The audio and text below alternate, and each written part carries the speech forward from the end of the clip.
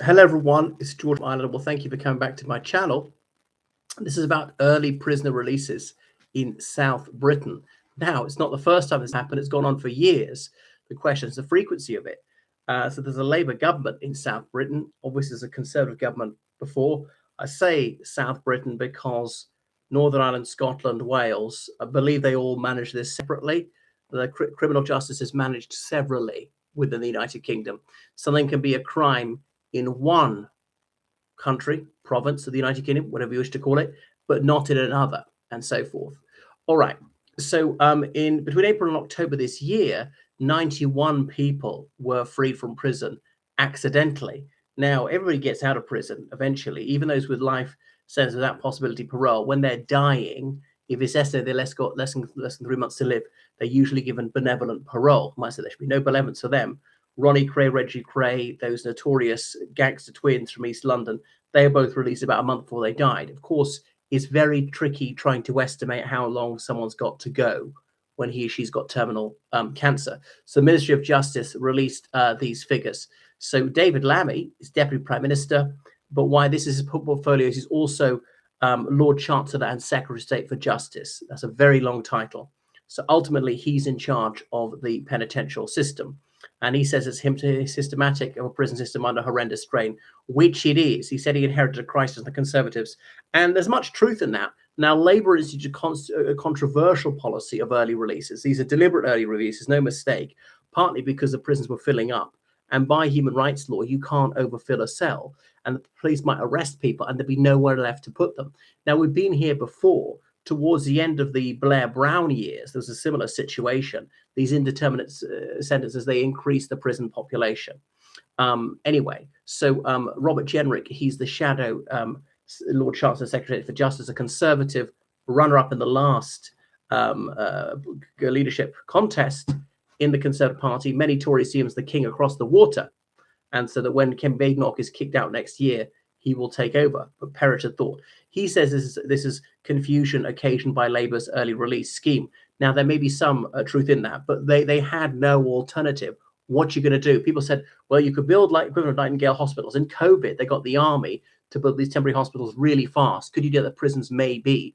But, you know, people in hospital choose to be there and they don't want to leave early. Prisons, their whole idea is to get out. And if you build it hastily, presumably it's not going to be escape-proof. So very few people manage to escape from prison.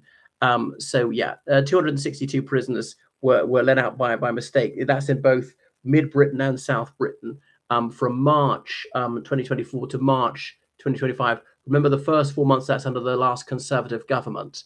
That was a 128% increase from the previous 12 months and so on. So it has got worse under Labour.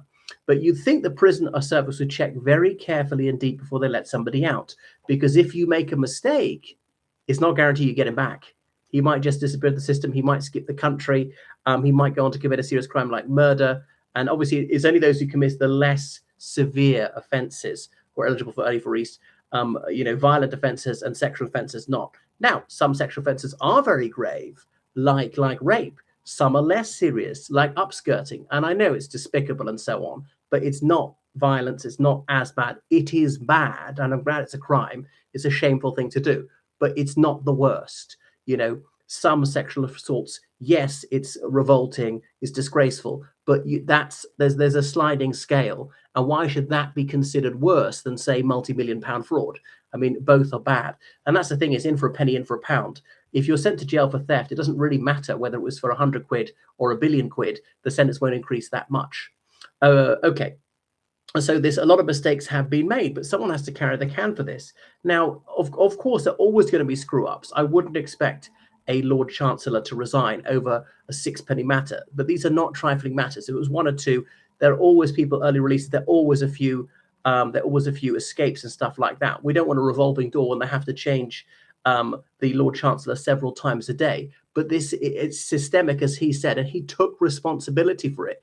If you're unwilling to take responsibility, resign. The buck stops with you. So can you sack governors? What are you going to do to improve it? How are you going to guarantee this hasn't happened? And the last time it came to light, there have been accidental premature releases. David Lambert was asked in the House of Commons, can you guarantee nobody else has been released early? And he would not give that guarantee. He responded with obfuscation with, attempting to sidestep the question and so forth. But you think, isn't there a date calculated? We know this. Where's the accountability? Are the prison officers themselves sacked, fined, or something like that? On the other hand, we don't want to keep people in too long, partly because the overcrowding. The other thing is they even get compensation if they're kept in too long. But you have your release date, let's say it's the 31st of January next year, brought forward for good behavior. But how about this way? No one should get any compensation if accidentally kept in too long. If the release date was 31st of January, okay, compensation. But they're releasing people a month and 6 months early, and because they were meant to be released 6 months early and released 5 months early, they get compensation. That's preposterous. That's unjust. Okay. So anyway, they're trying to sort this out. Goodness. And I've heard about, I'm reading about Peter Triton, that drug trafficker who was jailed in Ecuador, brought back to the United Kingdom, so the last bit of his sentence in Wandsworth prison. And then when he arrived in the prison, they're meant to do this sort of induction paperwork, except the prison, oh, it's too late, we'll just put you in a cell, we'll just do it tomorrow.